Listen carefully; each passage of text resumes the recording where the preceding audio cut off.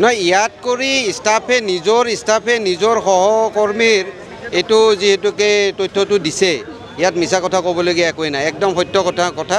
ইয়াত হিন্দু সমাজৰ আস্থাৰ ওপৰত আঘাত হনা হৈ আছে।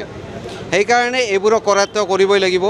অনুৰূপ ধৰণে এই স্মাৰ্ট বজাৰৰ নিচিনা কৰি সকলোবোৰ যিবোৰ মল আছে, ইয়াত যিবোৰ কৰ্মী বিধৰ্মীয়ে যিবোৰ খাদ্য অভ্যাসৰ জৰিয়তে এইটো হিন্দু আস্থাৰ ওপৰত বিৰাট আঘাত আনিছে।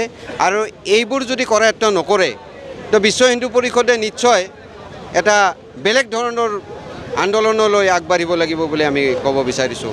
আৰু চবতকৈ ডাঙৰ কথা কি, নিজৰ ধৰ্ম নিজে পালন কৰক, কিন্তু হিন্দু নামাকৰণে আমাৰ নদী মা গংগা, মা নৰ্মদা, মা কৃষ্ণা এইবোৰক নাম লৈ কিনে যিসকলে বেলেগ ধৰ্মৰ মানুহে হিন্দু নাম লৈ কিনে ব্যৱসায় কৰি আছে, এই নামবোৰো তেওঁলোকে নিজে আঁতৰাই ল'ব লাগে, সেই বুলি আমি বিশ্ব হিন্দু পৰিষদৰ পৰা ধৰ্মৰ শ্ৰাৱণ মাহ হয়।